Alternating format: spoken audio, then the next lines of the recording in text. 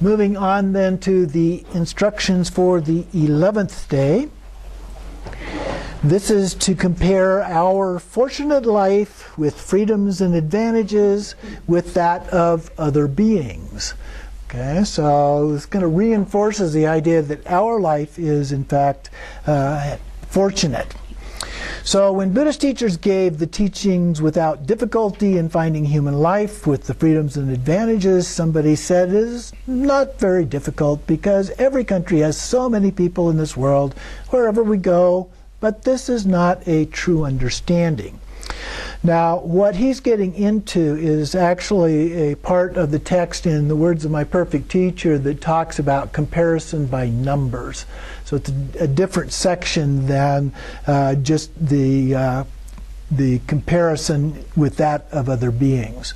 So you may want to take a look at the text, the Words of My Perfect Teacher, to look at this particular section in a little more detail. But here we're really looking at these other comparisons.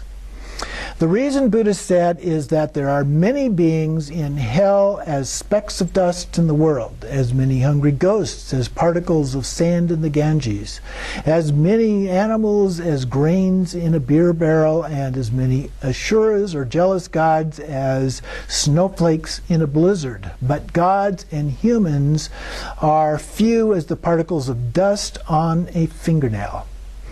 We cannot see the hell realm and the hungry ghosts with our naked eyes.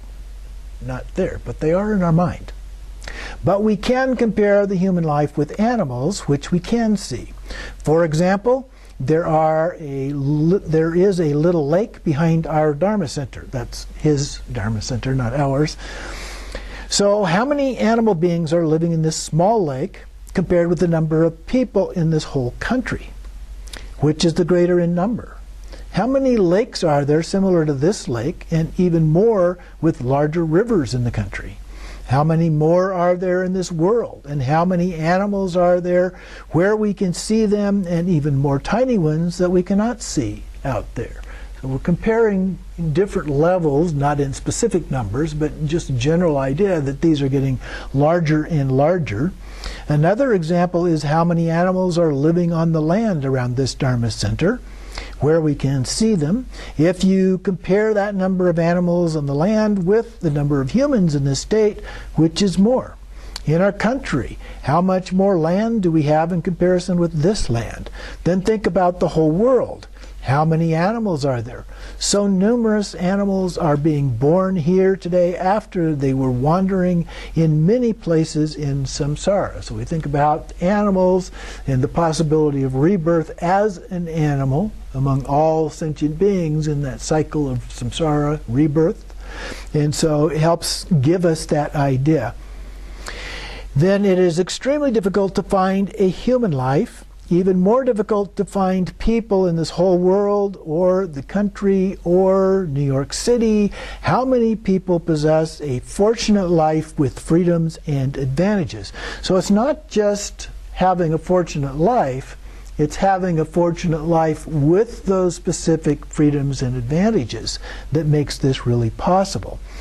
Then even more in comparison, who could meet the great Dzogchen doctrine that can liberate those with sharp faculties in one lifetime, and those with mediocre faculties in the Bardo state, and the dull faculties in the next life? Those are the three categories that are talked about in Yeshe Lama. And so, ideal, of course, we want to achieve enlightenment in this lifetime. In another example, in our country, how many people have $1 million? How many people own more than $100,000? How many people are working today for material satisfaction? How many people listen and give Dzogchen teachings today? Remember all of these and rejoice that you have obtained this precious human life with the freedoms and advantages, and especially that you have met the great Dzogchen doctrine. Therefore, remember and promise yourself, if I don't practice now, when can I practice? I should practice diligently. So that's one of the key parts of this, is just reminding yourself, I need to practice diligently. I need to make this commitment here. And then, of course, you rest your mind as before and recite the dedication prayer as before. So at this point, we've completed the meditations on the difficulty of finding a precious human life, and with the 8 freedoms and 10 advantages. So continuing on with our second week here, we have the 12th day. Here we practice impermanence of life. So now we have several practices related to impermanence. Why do we need to remember life is impermanent? The purpose is to understand this precious life. Even though we have the human body today, it still does not exist forever. This body is temporary. The nature of life is impermanent. For example, if there's a bird in a tree at this moment, it may not be there at the next. There are many obstacles that we face. There are many methods to practice the impermanent nature of things.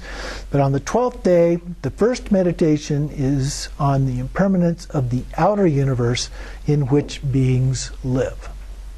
So in this one, it describes the traditional view of the universe in terms of the Tibetan Buddhist view. There are 4 continents and Mount Sumeru and heaven included in the description from the words of my perfect teacher. But here we think of our land, the history of the earth, how much has changed throughout history, and so forth. So that's our more Western view of that. But let me remind you, he says, of some recent stories. In 1991, a catastrophic cyclone killed 143,000 people in Bangladesh. In 2005, many people were killed when a tsunami devastated over 11 South Asian countries, most notably Indonesia and Sri Lanka. That in turn was followed by a disastrous earthquake in China, which killed over 90,000 people. Over 600 Taiwanese people died because of a typhoon in 2009. In 2010, a catastrophic earthquake in Haiti killed over 100,000 people. And after that, there was an earthquake in Tibet where over 20,000 were killed. So, and we could add Mexico and the Caribbean and Houston and so forth to that list of recent catastrophes in our region of the earth. According to some seismologists, every day over 8,000 minor cases of earthquakes are witnessed across the globe, whereas major earthquakes are witnessed every 5 to 10 years. I think that seems to be increasing here lately. They are, however, still unable to predict the actual location of an earthquake. So we really need to understand the impermanent nature of the whole universe and this world. And after your meditation on these, rest your mind in the non-conceptual state and recite the dedication of merit. So this is the practice that we need to do, looking at our universe, the impermanence of our universe. And it's not static anywhere. There was a period of time where scientists thought the universe was actually static, but now they know that it's expanding. So there's nothing in the universe that is static. And then within that, looking at it at our more local level of planet Earth and the things that go on planet Earth constantly. And there's all kinds of things that are going on. Some of the traditional practices talk about thinking about the seasons, or talking about the changes of the month, or the night and day, and other little things that happen in our lives as we go throughout what we do in our life. Everything's changing. In fact, we have a saying that the only thing permanent is change itself. And so in many ways that's true. Of course, we do have some ideas about other things that might be permanent in our tradition. But in terms of impermanence, it's really one of the most important. It's what allows us to attain enlightenment. If everything was static, there would be absolutely no change at all. Nobody could achieve enlightenment, okay? Because that requires change. So impermanence can be both a good thing and a bad thing. Just like rain can be a good thing if it waters our lawn or waters our garden or the trees or our farm fields or things like that, but maybe it's not such a good thing if it comes down in a downpour on our picnic. Okay? Same thing, different effects, different views, and so forth. So that concludes the 12th day. Then we have the 13th, 14th, and 15th days. So we have 3 days in a row here on the next part. And so after the preliminary practices here for those 3 days, we contemplate the impermanence of beings. So first we did the one on the universe, the state of what's external to us. Now we focus on beings specifically that are living in the universe. And again, there are more details that will be later on, but for today we need to meditate on every being's life being impermanent. So it doesn't matter what life form you are in, all life forms are impermanent. Although we have people that I guess are working on that and trying to find a way of making it permanent. We have never seen anyone who does not die. If you can be born, then you will die. From your birth, from your mother, from the very first moment, you are running towards death. But if you do not concern yourself with this true situation, you will not see it until the time your death approaches. Everyone sees that we always finish eating each day, and we know that we progress toward death each day. But why do you not see that in your life, that it's getting shorter and shorter each year, each month, each week, each day, each hour, each minute, even each second?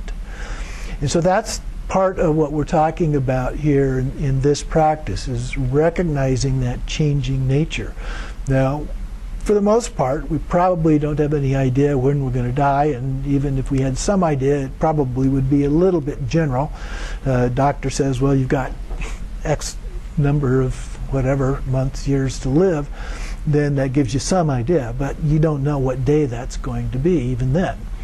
And the point here, even though some people don't even like the thought of dying, it's going to happen. And we're much better off if we think about that and accept that than getting to the end and all of a sudden get terrified by that possibility. Okay? So it can be a very helpful practice. Our culture is not particularly helpful because we tend to hide it away a great deal. He goes on, so when do you have the time to practice Dharma? You say you have no time to practice Dharma, yet you are using your time in meaningless activities.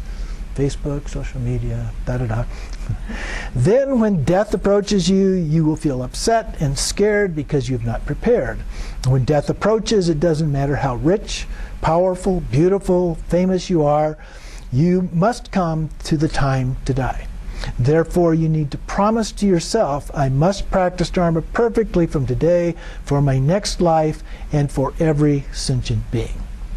So then you meditate on the ways that being's life is impermanent, rest your mind, dedicate the merit.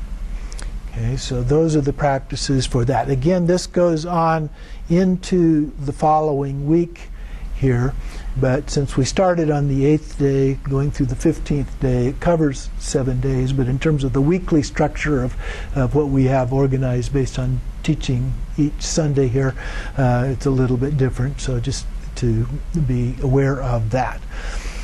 And so now we go back and we go on and we do these practices, we do these contemplations to the best of our ability to reflect on these and our own life, and how these are pertinent to our own life and the practices we are doing, but most of all to reinforcing our commitment to doing those practices.